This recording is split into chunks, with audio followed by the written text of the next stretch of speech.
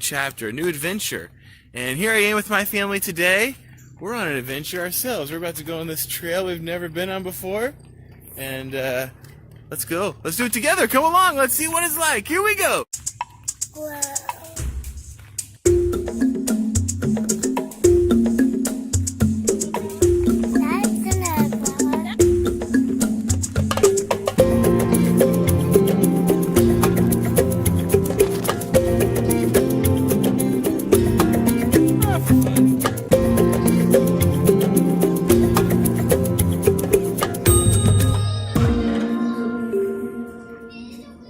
So last time we met, we were talking about the first 5 books of the Bible called the Torah.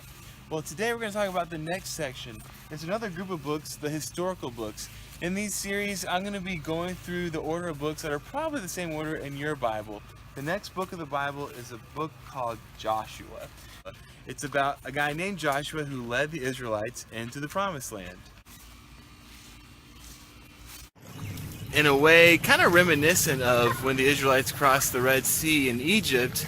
The Israelites, they crossed the Jordan River when they entered into the Promised Land.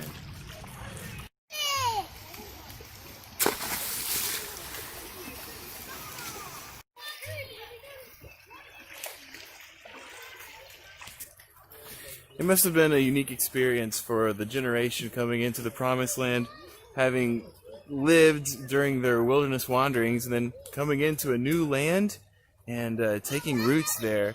They had a new leader. Moses, he didn't make it into the Promised Land. He died before they entered in. And so Joshua became the new leader of the Israelites as they went in and conquered the land. Things started pretty good with Joshua's leadership as the people entered the land, but whoa! Things got a little messy.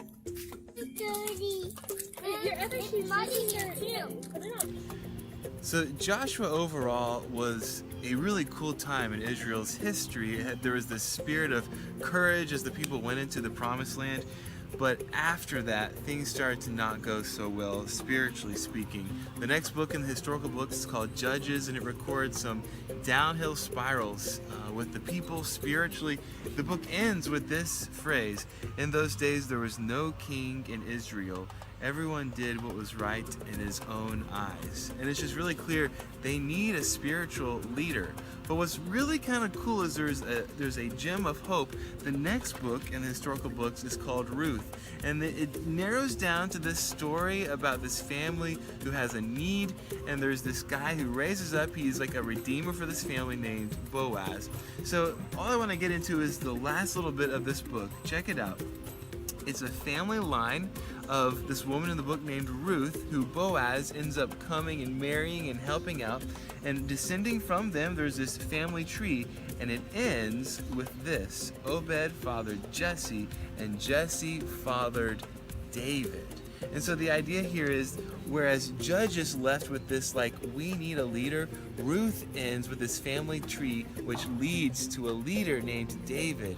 And David's going to be a big deal. In the next books of the Bible, Samuel, David, this guy David is introduced. You may remember him as the guy who defeated the giant Goliath. That's him. Well, he becomes a really cool king, and God makes this really cool covenant with him where God promises that through his descendants there'll be this line, and we know eventually that it's going to lead to the coming Messiah, this rescuer that we're looking forward to. When I think about David, I think of really a high point in Israel's life in the Promised Land.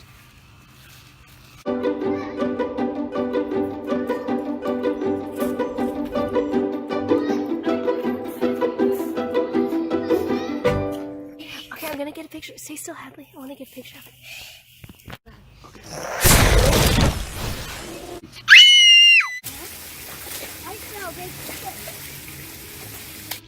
The kings that follow David often have a very sad history. The Promised Land, the people, they ended up dividing into 2 different sections: a northern kingdom, a southern kingdom, each with their own line of kings. There's many sins that are recounted in the Bible. Eventually, God does bring judgment. If you remember back to the end of the Torah, in the last book of the Torah, Deuteronomy, there was this offer from Moses: if you will obey, blessings; if you'll disobey, curses. And it even mentions their curses of exile. Well, the Israelites do become exiled. They're taken captive out of the promised land. The northern kingdom is taken by Assyria. The southern kingdom is taken into Babylon. It's a very sad part. They had to leave the promised land.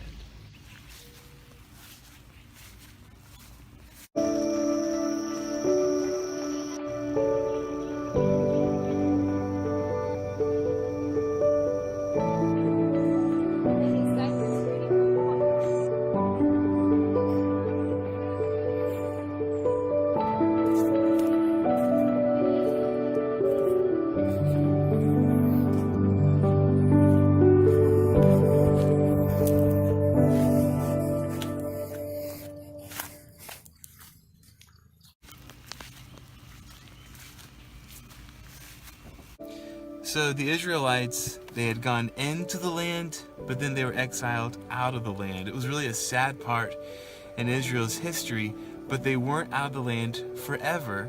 After 70 years, a remnant of Israelites went back to the promised land.